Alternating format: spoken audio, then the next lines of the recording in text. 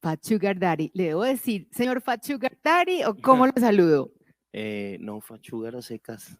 Sin el señor. Sin el señor y sin el daddy, porque la implicación de un sugar daddy es diferente a por qué nació, por qué me puse ese nombre. Entonces puede crear confusiones. No soy un sugar daddy real. Entonces Fat Sugar está bien, no tienes que decirme señor, tranquila. Pero, yo iba a pensar si doctor, pero bueno, no, en un contexto en el que estamos justamente poniendo en valor la formación, no me iba a atrever a decir a lo No, colombiano, doctor tampoco. doctor, sin ser doctor. Pues Fat Sugar, gracias por acompañarnos. Hoy estamos en el segundo día de Campus Conecta.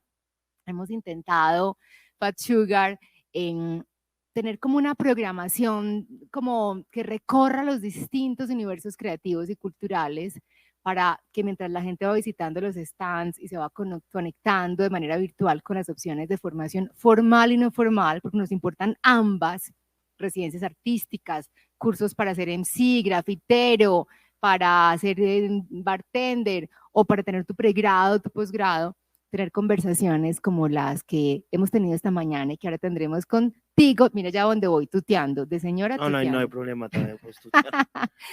Para que hablemos un poco de tus decisiones personales y que en el fondo el mensaje que haya para la gente que te está escuchando presencialmente desde la EAN, pero sobre todo para esas 1.312 personas que a esta mañana estaban ya inscritas para escuchar esto desde muchos lugares del mundo, pues se vayan con un mensaje, ojalá esperanzador, de que se vale vivir de lo que nos apasiona profundamente. Vale. Así que, primero, ¿quién es Fat Sugar? ¿Qué ha hecho? ¿Qué lo ha inspirado? ¿Qué lo motiva? Bueno, mi nombre real es Juan Sebastián Corchone. Llevo ya más o menos más de 15 años trabajando en diferentes áreas de la creatividad. Soy publicista, magíster en estética e historia del arte, docente universitario hace 12 años, cumplo este año. Además de eso, he tenido varios proyectos, incluido el Friki Colectivo, que es un colectivo de DJs con el que he tenido, o bueno, hasta antes de que empezara la pandemia, estamos ahora en una especie de hiato. Tuve la oportunidad de recorrer básicamente casi que todo el mundo, África, Europa, Asia. Además de eso, soy ilustrador y por cosas de la vida, en lo que va del último año me he dedicado a la creación de contenidos, ¿no? Entonces también pues eso me ha permitido poner en práctica, digamos, diferentes conocimientos que he adquirido en mi formación como creativo. Actualmente soy asesor creativo de diferentes marcas, de diferentes proyectos. Eh, También tengo proyectos personales, veo series y películas y las califico con pizzas en redes sociales. Escribo para varios medios y hablo de memes y hago memes. Y bueno, eso es lo que hago actualmente. Y bueno, mi carrera, digamos, se ha basado como ir entre la academia y el rigor académico. Como historiador del arte, trabajo básicamente áreas relacionadas a los estudios en cultura visual, pero también como creativo, pues he tenido la oportunidad, como les decía, de trabajar con diferentes proyectos, agencias de publicidad, etc. Qué inteligente, me gusta mucho Juan, siempre me parece como muy potente. Y segundo, no sabía que eras historiador del arte. Esta sí es mi Sí, sorpresa de la mañana. muy pocas personas lo saben. Wow, o sea, por favor anunciemos en redes, tenemos aquí. Digamos que en mi carrera como historiador y como historiador del arte me he concentrado más en trabajar fenómenos cercanos a la imagen digital y a la cultura visual. Entonces, digamos que no soy el historiador, no soy, o sea, si me ven en la calle no me pregunten, bueno, ¿y quién pintó eso? Porque mi área de investigación es más cercana a la estética y a la política, pero sí, soy historiador del arte. Desde la universidad, cuando estudié publicidad, estuve muy involucrado con las humanidades como, digamos, como área de estudio. Tuve la oportunidad de dictar clase en humanidades, sobre todo eh, clases filosofía, sobre todo. Y bueno, digamos que siempre he sido un publicista atípico en la medida en que realmente la mayor parte de mi vida laboral la he dedicado es justamente a la academia, pero como muchas personas me conocen como Fachugar, el ilustrador, el del friki, pues no se imaginan pues que termino de tocar y no sé, visito museos, qué sé yo. Tampoco creo que eso sea algo como muy Es maluco. muy potente hoy saber que detrás de los memes hay filosofía e historia del arte. Eso me gusta mucho. Pues Fachugar, vamos entonces, digamos, como a ir un poco a tu adolescencia. Vamos a ubicarnos en el lugar en el que muchos de los que te están escuchando están y dicen, wow, yo quiero ser eso. Quiero decirle a mi papá que quiero ser Fachugar. Cuando le dijiste a tus papás un poco lo que te gustaba, ¿qué pasó en tu seno familiar? ¿Qué respuestas hubo? Nunca les dije en mi casa, no había que pedir, tuve la fortuna de no tener que pedir la autorización a mis padres de mis elecciones, digamos, de futuro. En ese sentido, sin embargo, mi mamá es muy cercana a las artes e incentivó mucho eso en mí. Yo me crié en Cartagena, hice mi colegio en Cartagena, entonces casi que la mayoría de cosas que tienen que ver conmigo están influenciadas por haber crecido ahí, que una ciudad que a mí me conflictúa mucho porque me gusta, pero no duró más de 2 semanas, me desespero, entre otras cosas me deshabitué al calor, pero yo realmente entré a esto por la música. Cuando yo tenía 11 años descubrí que podía ejercer mi autonomía como individuo a partir de mi gusto musical. En ese entonces, pues estaba explotando el grunge y Nirvana y bueno, por ahí me metí y me volví obseso con la música. Todo lo que hablaba era de música, me encerraba en mi cuarto a escuchar música. La plata de lo que me daban para la merienda, que en Cartagena se le dice cosita, me La la plata para gasté. la cosita. La plata me la compraba en discos y los discos y el acto de tener el disco, el CD físico y ver los libritos tenía una magia, entonces empecé a imitar, ¿no? Los dibujos que veía en las portadas y desde ahí empecé a dibujar y cuando llegó el momento de decidir qué estudiar, yo no sabía muy bien, mi hermana mayor ya estaba estudiando antropología, yo quería estudiar antropología o historia, mi gusto por la historia tiene que ver con haber crecido en Cartagena, es decir, una ciudad que está pues ahí como anquilosada en una especie de pasado y como que no se ubica todavía. A propósito, hoy es la independencia de Cartagena, feliz día de Cartagena. Entonces, como que mi hermana me dijo, no, pues yo tengo un amigo que estudia publicidad, no era tan consciente y decidí estudiar publicidad y estudiando me di cuenta de muchas posibilidades. Hoy en día creo que es diferente, porque muchos jóvenes tienen herramientas para crear contenido y llámese contenido todo tipo de contenido, o sea, en el amplio espectro, incluso lo que se puede tocar con las artes plásticas, digamos que hoy ya no hablamos de artistas, sino de productores de contenido, para bien y para mal, esto obviamente tiene sus implicaciones. Yo creo que los jóvenes tienen estas herramientas, entonces yo creo que es más cercano, como decirle, yo creo que alguien le dice a un papá, yo quiero hoy en día estudiar artes visuales y hace sentido un poco porque obviamente las industrias creativas atraviesan casi que la mayoría de las economías actuales. Entonces, ese fue mi caso, que fue la música. Obviamente por la música me metí a las películas y obviamente me obsesioné con ir al cineclub en ese entonces de Barranquilla y pues no sé, a mis 15 años esto tampoco, no es que lo entendiera mucho, pero pues no, que Ciclo de Tarkovsky, obviamente seguramente no, hoy en día siento que ni entiendo una película de Tarkovsky, pero era como esa intención de acercarme a formas de expresión que no estaban como tan mediadas por la realidad cotidiana de vivir en Cartagena o en Barranquilla, siendo incluso ciudades muy culturales, pero pues en ese entonces mis intereses era más como otra cosa.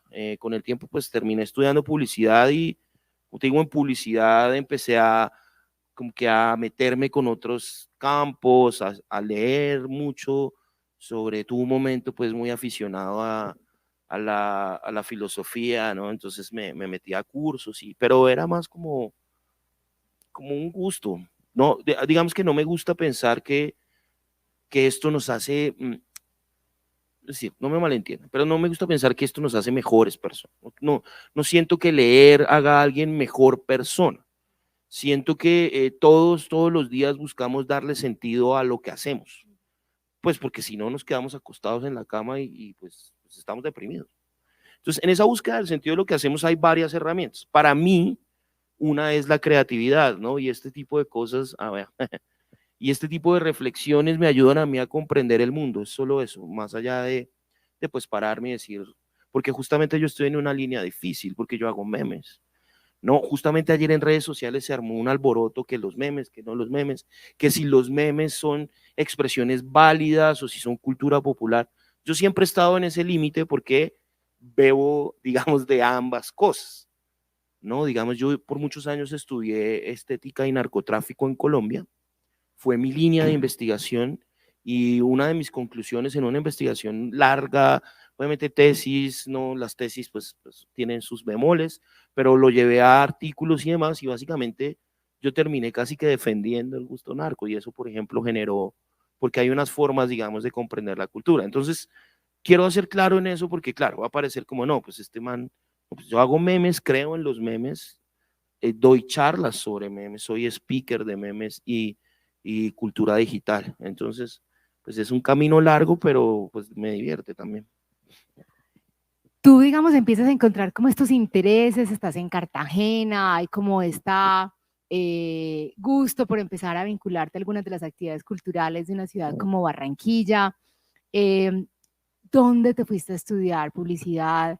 ¿Qué Ya. profesor marcó tu vida? ¿Por qué fue valioso ese momento, digamos, del pregrado para ti? Cuando yo hice el pregrado, estudiar fuera del país todavía no era tan fácil como puede, no, pues no digo que sea fácil, pero no había las herramientas que hay hoy en día. Entonces, como buen costeño, pues yo soy rolo, pero costeño, pero bueno, no me ubico. Como buen costeño en ese entonces, pues Bogotá era el centro del mundo que uno podía acceder y con el que alcanzaba. Entonces vine a Bogotá a estudiar en la Tadeo. Mi mamá me dijo, pues, ¿por qué no estudias en Cartagena? Y yo no quiero volver, no quiero estudiar en Bogotá. Y vine a estudiar en la Tadeo. Tanto así me vinculé tanto con la Tadeo, tanto como profesor, como estudiante, que incluso mi maestría es de la Tadeo. Yo hice la maestría en la Tadeo. En el pregrado me marcó mucho mi profesor de Historia del Arte, que actualmente está en la Javeriana, se llama Ricardo Toledo. Creo que él fue el profesor que más me gustó, pues porque me aproximaba a este tipo de cosas y estas inquietudes que yo tenía, que no eran muy cercanas pues Ay, perdón por por favor, eso, al máster, pongan otra vez las anteriores porque perdón tiene por, todo que ver. este La semestre me anterior, pasó ahí. que, Contanos ya volvemos a tu profesor estrella. bueno, volví a dar teleclases que no me gustan, pero pues este semestre estábamos en la universidad en esa modalidad, el siguiente volvemos a la presencialidad. Y claro, yo el semestre pasado no dicté, me dediqué justamente a un proyecto muy particular que fueron las historias del Banco de la República, que salen porque yo hago este tipo de historias en mis redes, pero bueno. O sea, perdón, los que somos adictos, adictos al Instagram del Banco de la República, usted está ahí atrás. A las stories del Sí, Bicentenario, no a claro. todos los Pues las contenidos, sí, stories de Bicentenario son de las que somos sí, adictos. sí, eso lo hago yo. Por favor, o sea, me quisiera arrodillar, besar el suelo, Pero, porque primero, y ahorita la volveremos al detalle, que dicha, están aquí golpeando justo de fondo, o sea, es justo lo que necesitábamos en este instante.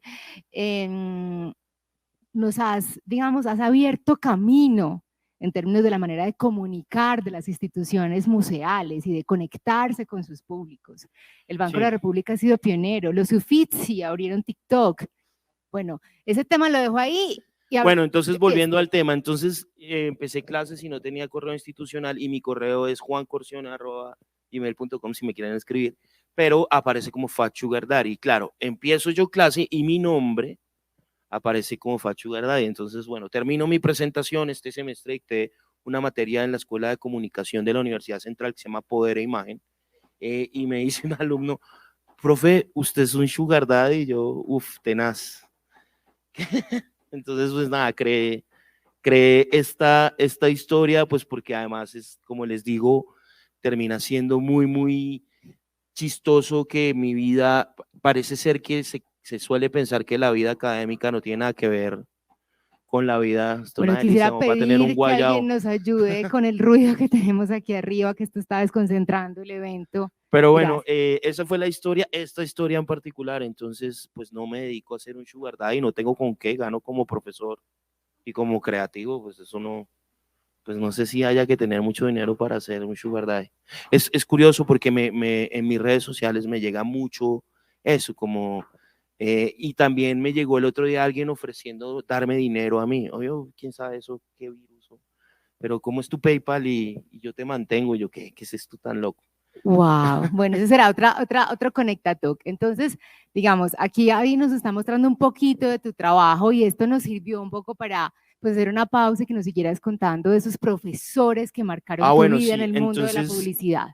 yo creo que Ricardo Toledo es un profesor que yo tengo en mi corazón, y también Arturo Uzcategui, que después fue mi jefe en la central, y como profesor y como docente me gusta, digamos, he tenido momentos buenos, momentos malos, pero me gusta la labor docente porque me permite entablar diálogos, y para mí una palabra que me gusta mucho es posibilidad, más que esperanza. Y más que idealización. La posibilidad es como la contención de algo que puede suceder, y me emociona comprender esa posibilidad. En mis estudiantes yo veo posibilidad. Luego, después de muchos años como docente, he tenido estudiantes míos que han sido mis jefes, mis clientes. He podido yo, cuando tengo trabajos, digamos que me toca armar equipos, meter a mis estudiantes como parte de mi equipo. Entonces, creo que es eso, que es posibilidad. Entonces, para mí un profesor bueno como Ricardo fue posibilidad, y espero yo haber sido posibilidad para algunos. Seguramente para algunos lo habré sido, para otros no, eso también es normal. Me encanta lo que dices, Pachugar, y de hecho quiero mirar como a la cámara en este instante porque creo que eso es lo que debe ser el ecosistema de formación que soporta el tejido creativo y cultural. Posibilidad, esa palabra me gusta mucho. Publicista. Y luego llega la historia del arte. Además, pues te cuento que nuestro director de contenidos es historiador del arte, es curador Conrado Uribe, acaba de pasar por aquí justamente Claudia Costa, arquitecta, artista, entonces me gusta mucho que el arte se nos esté colando en el evento con tanta fuerza. Bien, lo que pasa es que, a ver, estando como publicista, trabajando en publicidad, empecé a tocar, a meterme en el mundo del DJing, y a partir de eso tuve la posibilidad de conocer en ese momento a un gran amigo y a un grupo de amigos muy importante en mi vida, que en ese entonces hacía una obra que se llamaba El Señor Conejo. Gonzalo García se disfrazaba de conejo e iba a bares disfrazado de conejo con la excusa de que estaba buscando a Alice, y bueno, todo lo hizo básicamente para sabotear a una profesora de él de la universidad, burlándose un poco del gesto de Boyce de enseñarle historia del arte a una liebre muerta, pues que era enseñarle a una liebre viva. Entonces, el chiste me llamó mucho la atención, y con ellos empecé a meterme mucho en la idea de crear escenarios, y creamos un colectivo que en su momento se llamó Si Nos Pagan Boys, luego se llamó Paraíso Fiscal. Con Si Nos Pagan ganamos, por ejemplo, hicimos una exposición en el Mambo que se llamó Melgart, Arte de Paseo, y bueno, digamos que me metí por ese mundo, y ahí como que me empecé a interesar, digamos, por la vida y por el arte, y pues terminé como al momento de, bueno, quiero estudiar historia del arte. Realmente yo entré porque quería estudiar estética, pero la oferta en estética en Colombia es muy reducida, y a la mano estaba en Bogotá, digamos, estética de historia del arte, y pues entré a la maestría. Ahí tuve un profesor que admiro, que quiero muchísimo, que es Elkin Rubiano, es mi amigo, y admiro todo lo que hace, por ejemplo, como contenidos alrededor de la reflexión de las artes plásticas. Entonces así terminé, me demoré haciendo mi tesis un montón porque me agarró en medio de giras del Friki. Es decir, yo estaba en plena gira europea y me tocaba parar a sentarme a escribir en trenes, en aviones. Tampoco lo hacía con mucha disciplina, tampoco crean, pues pasaba también de fiesta. Entonces, ese no es el consejo que les quiero dejar hoy, pero al final lo saqué adelante, y bueno, me fue muy bien, la verdad.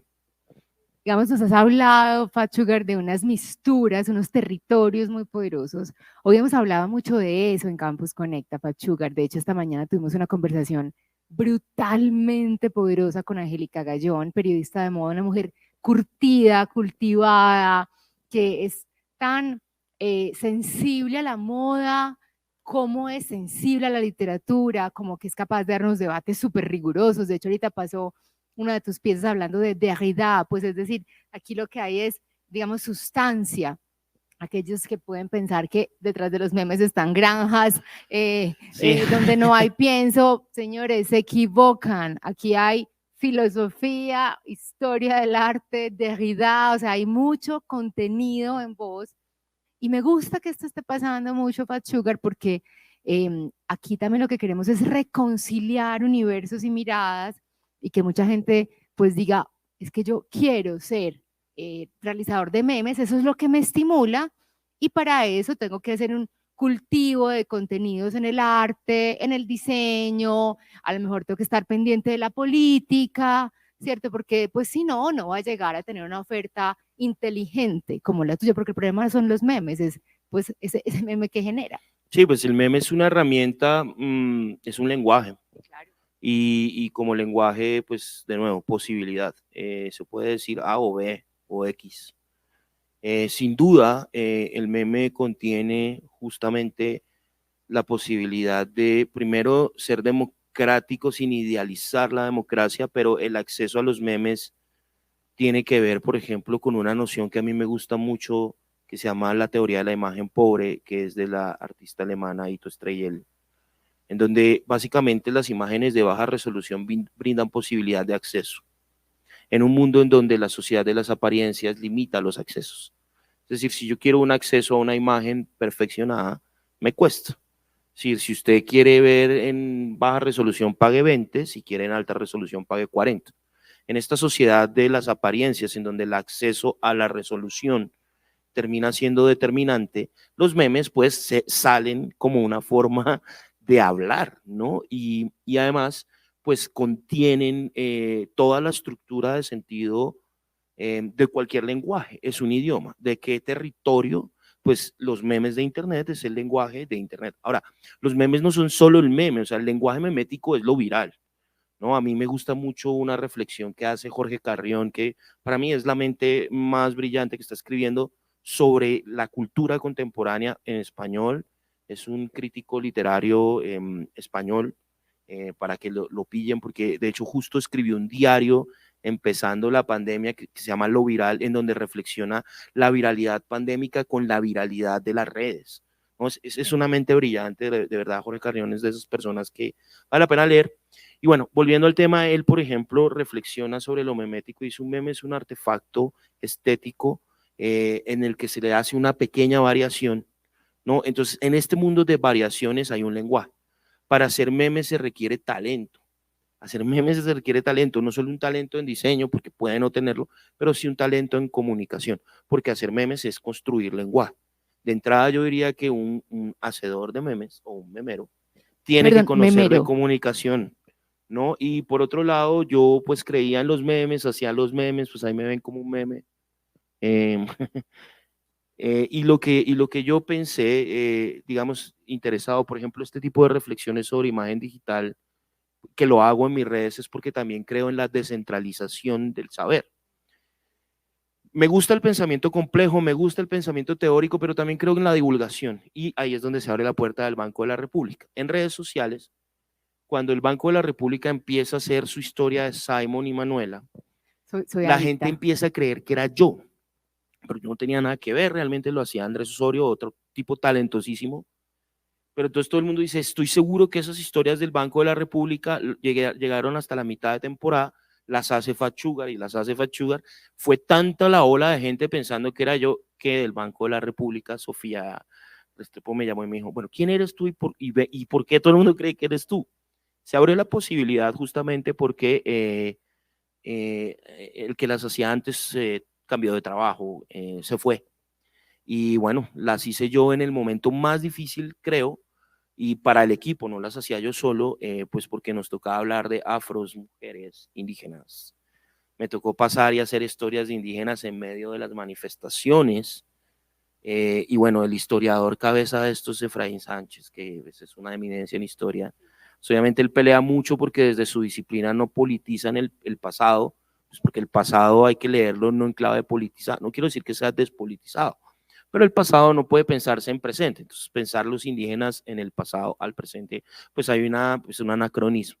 Entonces nos daban durísimo en redes, como, ustedes, y no, pues la verdad es que no era nuestra intención, pero lo que se presentó ahí fue, mire, hay una oportunidad de construir unas historias en un lenguaje creativo, y usted es la persona. Entonces era un trabajo, ya terminamos la tercera temporada, no sé si va a haber cuarta, como el banco es una institución pues estatal, tiene unas dinámicas, seguro si no soy yo vendrá otra persona, porque yo creo que el banco ya le apostó a ese lenguaje, lo hacen muy bien, eso como les digo es un equipo de gente, pero se me presentó esa oportunidad y no solo aprendí de historia un montón, sino también de cómo narrar. Y aquí estamos hablando es de storytelling, pero pues storytelling es la misma frase de decir narrar, lo que hemos hecho los seres humanos desde antes que existieran los libros, de la Ilíada hasta las historias del Bicentenario. O sea, al final seguimos contando la misma historia. La idea era cómo contar el pasado que parece lejano en un lenguaje del presente. Y también esta intención histórica de analizar el pasado ya no desde la institucionalidad que crea monumentos, ¿no? Por ejemplo, esto es una reflexión de una que me invitaron a hacer sobre lo que pasó en Héroes, una revista holandesa que se llama Failed Architecture. Ya no esta idea de lo majestuoso, sino algo que tenga que ver con el presente. Obviamente muchos historiadores se jalan los pelos pues porque creen que solamente el lenguaje debe ser cercano a el manejo de fuentes y a lo historiográfico, pero la apuesta fue muy interesante y bueno, se dio la oportunidad y la verdad es que esto me abrió a mí muchas puertas hasta el punto en que trabajo pues, con campañas publicitarias haciendo memes y no solo memes, sino creando historias desde un lenguaje que incluye lo memético. Pues yo, Fat Sugar, ya la vida entera conversando con vos, me tenés el cerebro aquí, digamos, revolucionado por muchos motivos. El primero es, de nuevo, por ese asunto como transdisciplinar. Segundo, por la necesidad, digamos, de retomar el tema de la narración para conectar a esas instituciones y espacios culturales con la ciudadanía. Yo siempre me he hecho pues una pregunta, y esta puede ser molesta, y es qué hacer, por ejemplo, con las inauguraciones de arte, un montón de eventos que es como los mismos, con las mismas, y que se vuelve como que no es capaz de ampliar su radio, digamos, de conexión con la ciudadanía. Creo que eso es un reto de los gestores culturales, y estamos justamente aquí en una institución que trabaja enormemente en ese tema, cómo lograr, digamos, democratizar y abrir más las puertas y que nos genere una emoción profunda en la inauguración de un museo, como sucede, no sé, con la apertura de un restaurante o con un concierto. Eso me parece muy importante, pero además, no, es que cada una de tus piezas ameritaría un toque. El bueno, el malo y la selfie. Bueno, cierro mis comentarios políticos. Pero además, la importancia, digamos, de entender los nuevos lenguajes, ¿cierto? Que si Twitter se lee o no se lee, que si los memes son o no contenido, pues es como cuando la imprenta, eso es herejía o no, pues de nuevo. Además es interesante porque están estos fenómenos ahí que la audiencia de estos son jóvenes, los jóvenes utilizan, es una buena oportunidad también para comprenderlos, digamos, las posibilidades formales o no académicas permiten la experimentación y la elasticidad, los lenguajes son elásticos, los lenguajes son como los virus, pues hay una teoría que dice que el lenguaje es un virus, que es elástico, ¿no? Y que muta a propósito de tiempos pandémicos en donde sepa y no sepa y bueno, todo este tema, ¿no? Entonces yo creo que la posibilidad, de nuevo, a mí lo que me importa y lo que me interesa es la potencia, la posibilidad. Yo creo que la posibilidad es justamente tomar por las cuatro patas estos fenómenos que nos parecen tan divertidos y tratar de comprenderlos, porque es que ahí es donde estamos dando sentido. No estamos dando sentido utilizando un lenguaje que no sea el memético. no estamos respondiéndole a nuestras interacciones diarias con nuestros pares o papás, sino con stickers de WhatsApp. Y nos parece tonto, y a estos lugares, digamos, de la alta cultura, les parece tonto, pues porque no responden a unas prácticas trascendentales, pero yo creo que esa discusión de lo trascendental se quedó en el siglo XVIII con Kant, ¿no? Eso hoy en día es un poco anacrónico. Entonces, bueno, miren, un ejemplo de lo que hago en clase. Aquí la tarea era, mis estudiantes debían narrar la Revolución Francesa con memes, y hubo unos muy buenos. Están contando hechos históricos, escuchando el tercer estado, ¿no? Pero con memes. Entonces, acá hay una posibilidad. Claro, o sea, a partir de esto vos generás interés y posiblemente alguien un día va a averiguar qué es la Y Revolución entendieron, pues Francesa. saben que Luis XVI, por supuesto, en 1789, Está seguramente se escondido. escondió en Versalles porque iban a ir a cortarle la cabeza, pues salió corriendo, ¿no? Entonces, Maravilloso. esto me encanta, ¿no? Miren, derechos de la mujer y de la ciudadanía, hombres de la revolución, ¿no? Que además es una mirada crítica del pasado y una mirada crítica de lo que significa la revolución. Y son posibilidades, y son posibilidades en el aula, y también pues le permite a los estudiantes apersonarse a algo que es lejano.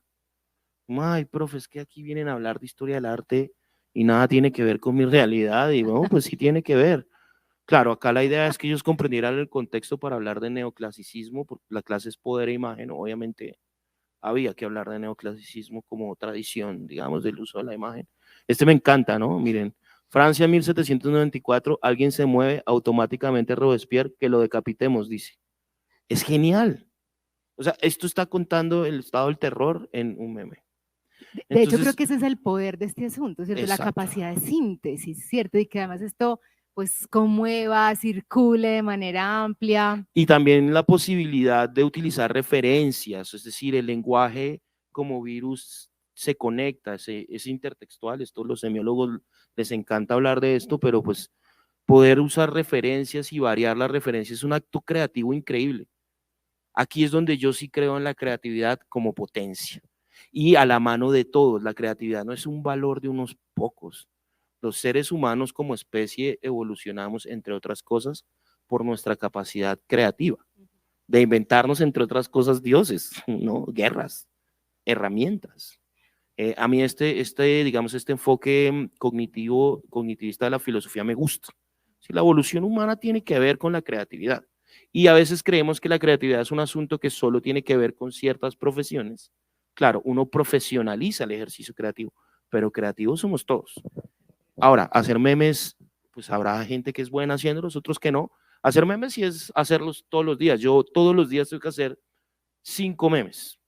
Es como mi ejercicio. O sea, así como algunos, yo debería hacerlo, salen a trotar, yo me paro y hago 5 memes, veo una película para mis redes y bueno, y trabajo, ¿no?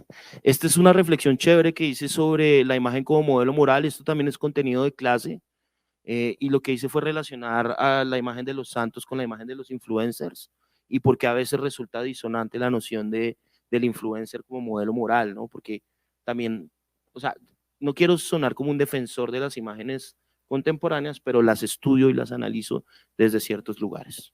Pues Sugar, me quedaría la vida entera hablando con vos. Yo te propongo que esta conexión apenas empiece, porque creo que pueden venir cosas muy, muy poderosas. Gracias por Simon y Manuela.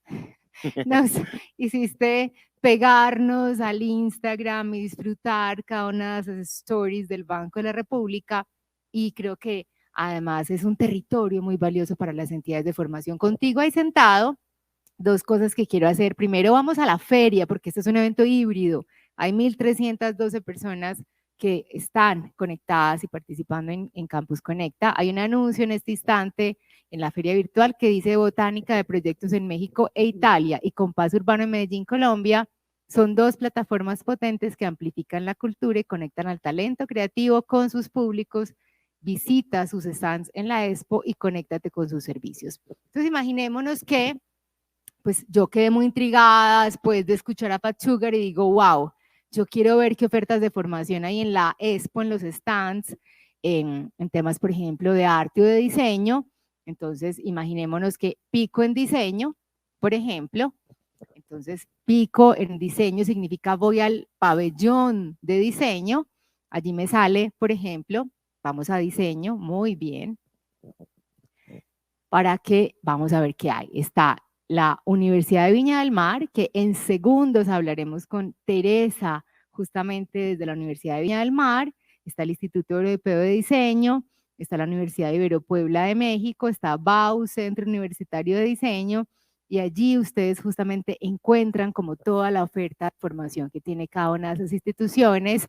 Lo mismo pueden hacer con artes visuales, artes vivas, con audiovisuales, por ejemplo. En artes plásticas esta plataforma Caníbal con su oferta de residencias artísticas, etcétera. Queremos que aprovechen esto con sus 125 programas de formación que tenemos en Campus Conecta en esta primera versión y confiamos que seguirá creciendo.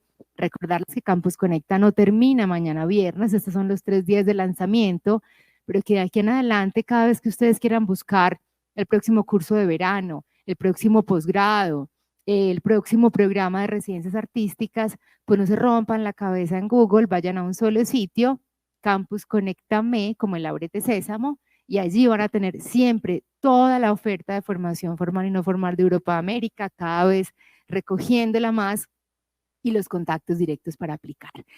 Fat Sugar, gracias por estar aquí. No, un abrazo. Gracias. Pues, fanaticada. Queremos un profesor posibilista como vos en nuestras vidas, ¿cierto que sí? Aquí, pues, mejor dicho, se estanque ese, mejor dicho, reclamo, sí. Pero Fat Sugar, la rompiste. Que, mira, aquí la directora del Poblano que te lleva para Barcelona. Fat Sugar, puñito. Hey, gracias.